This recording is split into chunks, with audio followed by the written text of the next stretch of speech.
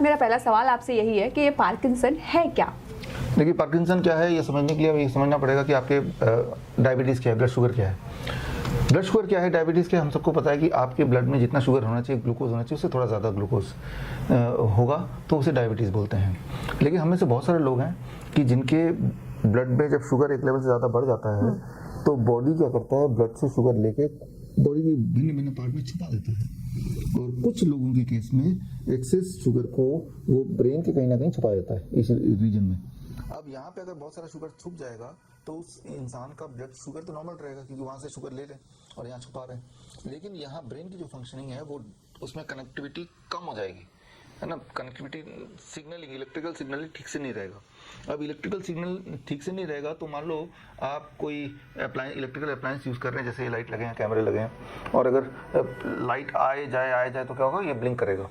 Same हमारी body के साथ है। ब्रेन की जब इलेक्ट्रिकल सिग्नलिंग ठीक से नहीं होती बिकॉज वहाँ शुगर जमा हुआ है तो ऐसे लोगों को सिम्टमेटिकली पार्किंसन को उनके हाथ ऐसे हिलते हैं। आपने देखा होगा कई बार कि अच्छा भला इंसान है, यंगस्टर की बात कर रहा हूँ 20-30 साल के, और जब हाथ मिलाएंगे उससे तो उसका हाथ स्टेबल नहीं, थोड़ा ऐसे आपको लगेगा कि ऐसे वाइब्रेट कर रहा है। समझ लीजिए वो पार्किंसन की शुरुआत है।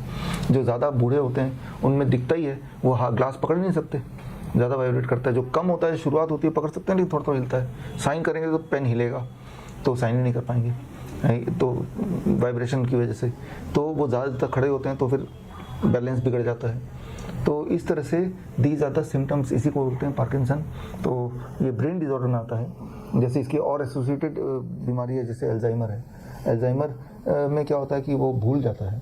फॉर एग्जाम्पल हम रोटी सब्जी, तो आप रोटी सब्जी खाते हैं, वो रोटी को पानी के साथ मिला के खाने लगेगा। अभी जैसे यहाँ से आप आए अपने घर में तो जाते वक्त दरवाजा, टॉयलेट का दरवाजा सोचेगा जाने का रास्ता है तो खोल के बाहर जाने की सोचेगा।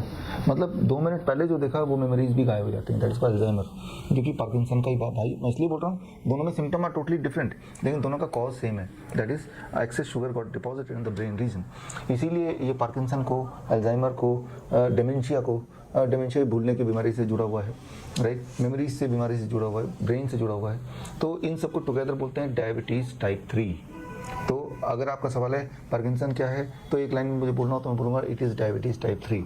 अब डायबिटीज़ टाइप 3 इसलिए बोला जा रहा है बिकॉज इसका जो बेसिक कॉज है वो शुगर से जुड़ा हुआ है। हालांकि ब्लड शुगर उसका नॉर्मल रहेगा क्योंकि ब्लड से शुगर तो हटा दिया लेकिन वो शुगर एक्सेस वाला कहीं और डिपॉजिट हो गया, right. So it is a diabetes type 3, it is a mental disorder and it leads to vibration effect in the body. आपके जो बॉडी का जो फिजियोलॉजिकल पार्ट है वो आपके एब्सोल्यूट कंट्रोल में नहीं है, आपके हाथ स्टिल जाते नहीं है, ऐसे हिलता रहेगा। तो और ये प्रोग्रेसिव डिजीज़ है, जैसे धीरे धीरे बढ़ता है तो एक टाइम ऐसा आएगा कि बेड रिडन पेशेंट हो सकता है, होते ही हैं। तो सर ये तो हमने जान लिया कि ये बीमारी क्या है, लेकिन क्या मॉडर्न मेडिसिन में इसका कोई इलाज है? इसका इलाज नहीं है। इसका अगर आप कोई जाएंगे इलाज करने के लिए तो आपको अलग अलग तरह के स्टेरॉइड देंगे, अलग अलग तरह की दवाइयाँ देंगे।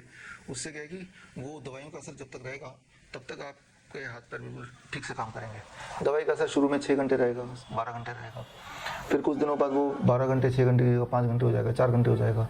अगर तो 4 घंटे हो गया तो यानी कि पूरे 24 घंटे में 4 से 6 गोलियाँ अलग अलग टाइम पे खाना पड़ेगा। अगर 2 घंटे हो गया तो पूरे दिन में 12 बार गोलियाँ खानी पड़ेंगी। तो इस तरह से क्या होगा कि क्या होता है कि धीरे धीरे उनको नंबर ऑफ डोजेस बढ़ाने पड़ते हैं। क्या आपके पास कोई तरीका है ऐसा जिससे इसका इलाज हो सके? देखिए, इसको पूरी तरह क्योर करना है तो वो सिर्फ पेशेंट कर सकता है, वो हम नहीं कर सकते, कोई डॉक्टर नहीं कर सकता है। पेशेंट आप में से कोई अगर ऐसा पेशेंट है जिसे या फिर जिससे आप जानते हैं ऐसे लोग हैं जो पार्किंसन के पेशेंट्स हैं, तो इसमें क्या करना होगा, इसमें डिटॉक्स करना होगा अपने बॉडी को कि एक तो और शुगर भरे ना बॉडी में अननेसेसरी, राइट। उसको तो उस फ्लो को काटने के लिए आपको क्या करना है, DIP डाइट पे रहना है। द काइंड ऑफ डाइट जो हमने आपके चैनल में बहुत बार बताया, इसको बताने की जरूरत भी नहीं है। आप DIP डाइट सर्च कर लीजिए इस चैनल में या गूगल में सर्च कर लीजिए DIP डाइट। तो DIP डाइट लेंगे तो क्या होगा कि एक्सेस शुगर डिपॉजिट जो हो रहा था वो आगे बंद हो जाएगा, यानी कि जितना आपको अभी तक हो चुका है उससे और आगे प्रोग्रेस नहीं करेगा बीमारी, वहीं थम गया। अब दूसरा स्टेप है कि जितनी शुगर डिपॉजिट है उसको भी निकालना है बॉडी से। उसको अगर निकाल देंगे तो अब नॉर्मल हो जाएंगे। अच्छा, उसको कैसे निकालेंगे? बॉडी से कोई भी टॉक्सिक चीज़ को निकालने का नेचुरल सबसे फास्टेस्ट तरीका है, फास्टेस्ट एंड सेफेस्ट तरीका है, we call it hot water immersion therapy. Hot water immersion therapy मैंने आपके चैनल में कई बार बताया है, फिर भी नए दर्शकों को बता दूं। आपको क्या करना है, इस तरह का एक बाथ टब लेना है और मान लो ये पार्किंसन का पेशेंट है, उसको इस टब के अंदर बिठाना है कुछ इस प्रकार कि गले तक उसका पानी हो और इसके बाद इसका टेम्परेचर 40 डिग्री पे हो। एक ऐसा थर्मोमीटर ले लीजिए जिसमें 40 डिग्री टेम्परेचर आप देख पाएँ और 40 डिग्री टेम्परेचर पे ये बैठा रहे और ऐसा 2 घंटे रोज बैठे, 1-1 घंटा दिन में 2 बार बैठे। 1-1 घंटा दिन में 2 बार बैठेंगे तो आपको पता चलेगा पहले 1 हफ्ते के अंदर आपका जो पार्किंसन का जो सिम्टम्स हैं वो कम होने लगेंगे।